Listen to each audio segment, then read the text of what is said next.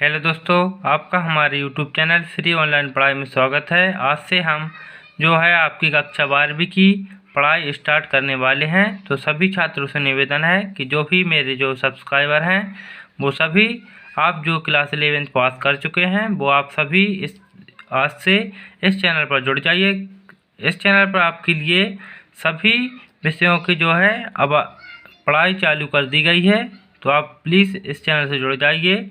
तो सबसे पहले हम इस केमिस्ट्री विषय को सॉल्व करेंगे, साथ ही साथ आपको अन्य विषय की वीडियो भी प्रोवाइड करवाए जाएंगे। तो सबसे पहले मैं आपको इसका पाठ्यक्रम बता देता हूं कि आपको कितना पढ़ना है और कितने इसमें अध्याय हैं।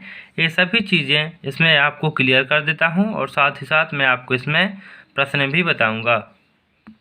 इसमें आपका कक्षा 12वीं विषय रसायन शास्त्र संपूर्ण पाठ्यक्रम है। इसमें हम इकाई का नाम स्तंभ लिखते हैं और यहाँ पर आपके पाठ अध्याय का नाम लिखा गया है और यहाँ पर अंक, यहाँ मतलब आपका जो बोर्ड में जो आपका पेपर आएगा वो कितने अंकों का आएगा। तो सबसे पहले हम देखते हैं, सबसे पहला अध्याय है आपका अध्याय 1 ठोस अवस्था, यूनिट 1 इसे है। तो इसको इंग्लिश में सॉलिड स्टेट कहते हैं। इससे आपको आना है 4 अंकों का।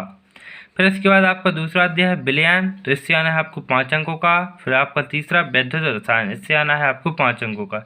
इसी प्रकार आपको 4 दिया गया है रासायनिक बलगतिकी।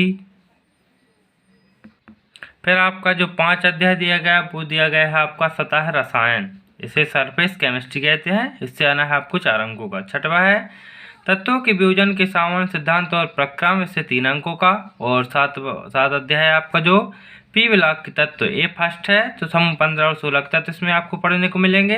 और इसके बाद आपका सेकंड आता है पी ब्लॉक के तत्व समूह 17 और 18 के। इससे दोनों को मिलाकर कितना है 8 अंकों का आपके लिए आना है। तो इसके बाद आपका 9वां के डी एवं एफ ब्लॉक के तत्व हैं आपके 9 अध्याय हैं, इससे 5 अंकों का। 10वां है उपसंयोजक, इससे भी आपके लिए 3 अंकों का आना है। इसके आगे के देखते हैं। फिर इसके बाद आपका जो अगला अध्याय है वो हो जाएगा आपका 11th अध्याय। इसमें आपको haloalkanes the haloarenes, इससे 4 अंकों का। 12वां नंबर एल्कोहल फिनोल ईथर, इसका अध्याय का नाम है, इससे आना आपको 4 अंकों का। फिर इसके बाद आपका है अगला एल्डिहाइड कीटोन एवं कार्बोक्सिल अम्ल, इससे भी 4 अंकों का। और यहाँ से आपका 14 का है कि नाइट्रोजन युक्त कार्बनिक पदार्थ या यौगिक, इससे भी आपको 4th नंबर का।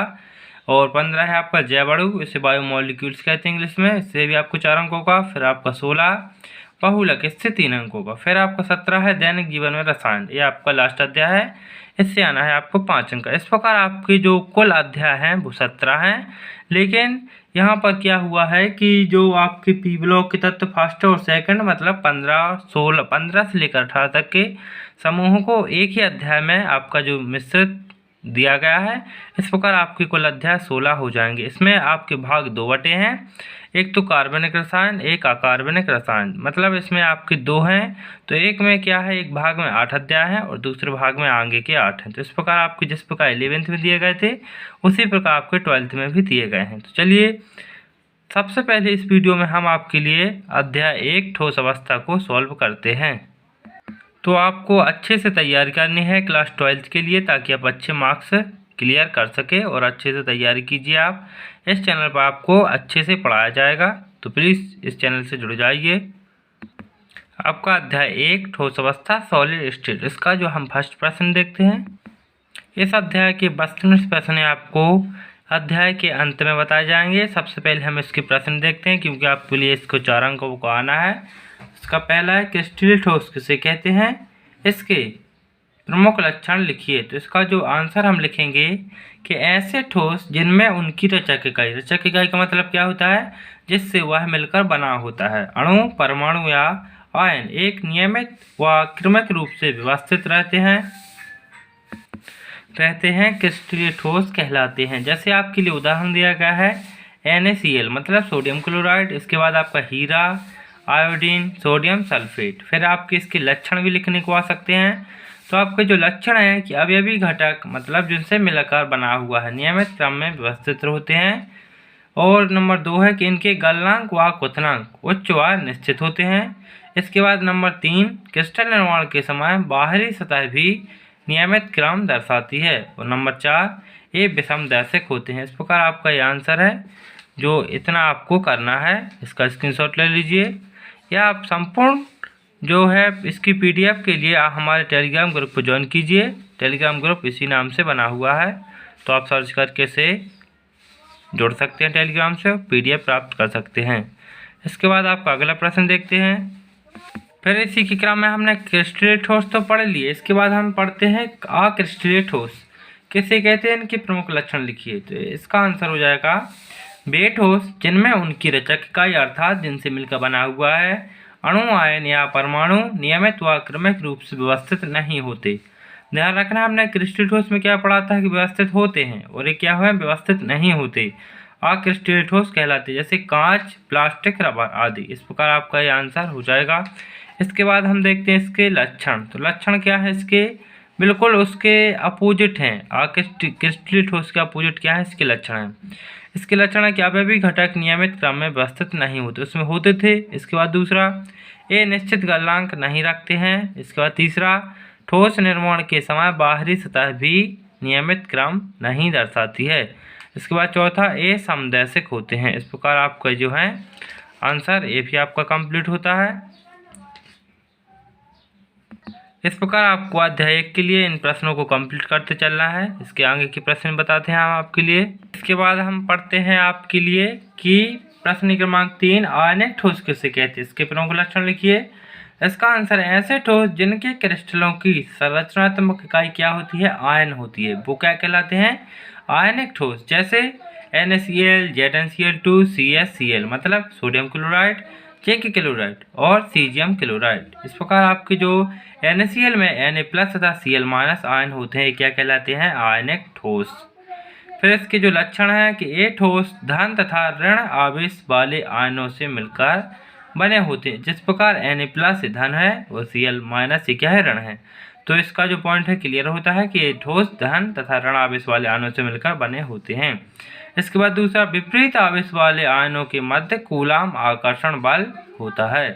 नंबर दूसरा, ये ठोस कठोर एवं भंगुर प्रकृति के होते हैं, मतलब ठोस होते हैं, कठोर होते हैं और भंगुर, मतलब आप इस पर यदि आप प्रहार करते हैं तो वो फैल जाते हैं, तो ये कहलाता है भंगुर। इसके बाद चौथा, ठोस अवस्था में विद्युत के कुचालक। ध्यान रखना, ठोस अवस्था में क्या है, विद्युत के कुचालक, किंतु गलित अवस्था में मतलब पिघली हुई अवस्था में क्या होते हैं, ये होते हैं विद्युत के चालक होते हैं। इस प्रकार आपका आंसर हो जाएगा। इसी के बाद आपका 5वां है कि ये ध्रुवीय विलायकों में विलय हो जाते हैं, ध्रुवीय विलायकों में विलय हो जाते हैं। इस प्रकार आपके ये 5 लक्षण, इन्हें आप अच्छे से तैयार करते चलिए। इसके बाद हम देखते हैं आपका अगला प्रश्न है, आणविक ठोस किसे कहते हैं, इनके लक्षण लिखिए। तो ऐसे ठोस जिनके क्रिस्टलों की संरचनात्मक इकाई अणु होती है, तो वो क्या कहलाते हैं, आणविक ठोस कहलाते हैं। जैसे उदाहरण आयोडीन, ठोस मीथेन और बर्फ। इसके लक्षण हैं कि एक ठोस अणुओं द्वारा बने होते हैं। नंबर 2, इन ठोसों में वान डेर वाल्स बल पाया जाता है। आपने पढ़ा होगा 11वीं क्लास में कि वान डेर वाल्स बल क्या होता है, अणुओं के मध्य लगता है। और नंबर 3, एक ठोस मुलायम होते हैं। नंबर 4, इनके गलनांक एवं क्वथनांक निम्न होते हैं।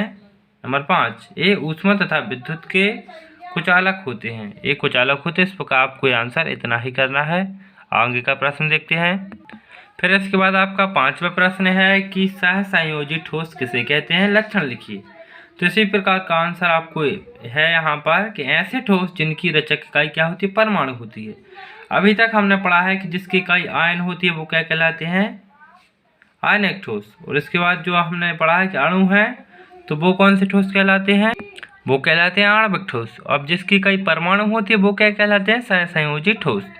तो ये आपको याद रखना है। इसके आंसर हैं जो उदाहरण, हीरा, ग्रेफाइट, सिलिका है, SiO2 इसका सूत्र होता है, सिलिकॉन कार्बाइड आदि। इन ठोसों में परमाणुओं के मध्य सहसंयोजक बंध पाए जाते हैं, जिसके कारण इस प्रकार के ठोस विशाल अंतर्वर्धनीय संरचना रखते हैं, अतः ये नेटवर्क ठोस भी कहलाते हैं या कहते हैं।